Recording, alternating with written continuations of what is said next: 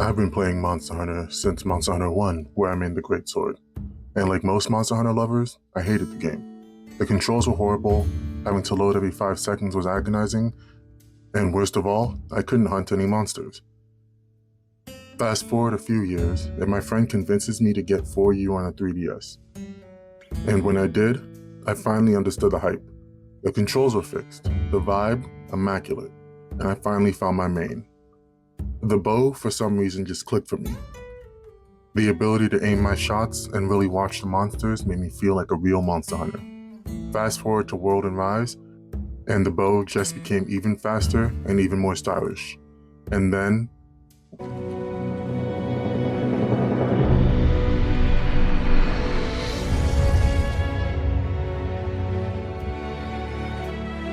when I played Beta 1, I spent the whole time just messing around with the bow, playing with the tracer shots, launching airstrikes with balloon breaks, and dancing around the Chotacabra like it was my prom date. After the launch of the full game, and seeing the credits roll on low rank, and fighting to the end of high rank, I was getting a bit of a sense of unease. There was something I just couldn't shake. We all know the current conversation regarding difficulty in Wilds. Is the game too easy? Too accessible? Or was the last thing I fought before Chotacabra a sub 10-minute Shigara Magala?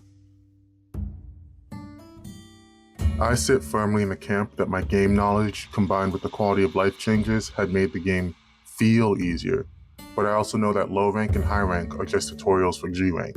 The skill check is coming. That being said, I just wanted to add my voice to the conversation, but based solely around the bow, as that's the weapon that I have the most experience with. I'll make most of my comparisons to World and Rise, as that's where most of the Western audience came into the series. Back in World and Rise, when you ran out of your power, sleep, paralysis, or blast coding, or whatever coding you were using, you'd either switch to close range codings and fight the monster in melee range, or suffer through with your basic shots. This problem was solved in Rise with the addition of bow type shots like spread and pierce. I used a pierce bow, and when I ran out of codings, I still had my pierce shots to fall back on. And don't forget that you could craft extra codings mid-hunt, or just go back to your tent and restock. Well, now in Wilds, with good gauge management, you can have your codings up for the whole hunt. Right now in my experience, having your power, blast, pierce, or exhaust codings up for the whole hunt allows me to bully most of the monsters, especially in a 4-player lobby with my friends. More visual flourish. This may not seem important, but I think for the newcomers who want to pick up a weapon, visual interest is a big component. There's a reason very few people play Lance, with the best combo being 3 pokes and a hop to the side on repeat for the longest time.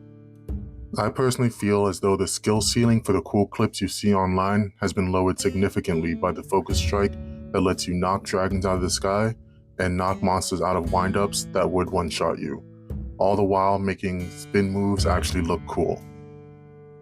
Not to mention being able to do 1,000 dragons without having to use a claw or needing to have slinger ammo to make it effective. All in all, I just think the bow has become much more visually interesting to watch gameplay of. Easier to pick up and be effective. With the addition of the tracer shot and the near infinite codings, I think that Wilds is the best time to pick up the bow for anyone who's ever thought it looked interesting. The addition of being able to fully aim Dragon Piercer has led to a huge drop of my missed shots, and landing a wound strike on a monster with a bunch of arc shot tracers in its back will always feel amazing. The game developers really seem like they really want you to experiment with a new weapon. I recently started learning Hunting Horn, and I still get to take my bow with me on hunts, just in case I feel like my horn gameplay isn't up to snuff. This single change has fully removed my fear of learning a new weapon and being stuck with it for the whole hunt if I'm just not that good with it.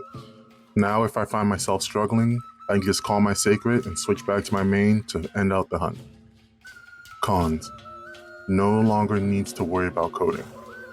Now I know I said my first pro is that we don't have to worry about codings, but just as a personal nitpick, can someone please tell me what to spend my money on? Back in the World and Rise days, it was my personal mission to have maxed out stores of codings, but now with codings being tied to a charge bar, I have nothing to buy. I don't buy potions because Alma and my Palico keep me stocked up with items in my pouch and vigor wasps after a big hit. and I don't buy traps, and I can't buy trank bombs, so as of now, I'm just on a max Zenny speedrun. No need for dash juice. In Rise, I was using dash juice almost every hunt in the late endgame. It was all I could do to keep up with some of those curio monsters. But in Wilds, I feel like my stamina management isn't as important. I know personally, I'll go through about 5 to 10 hunts before I even realize my stamina bar has dropped, and most people I know say they don't even go into the tent in between hunts to refresh.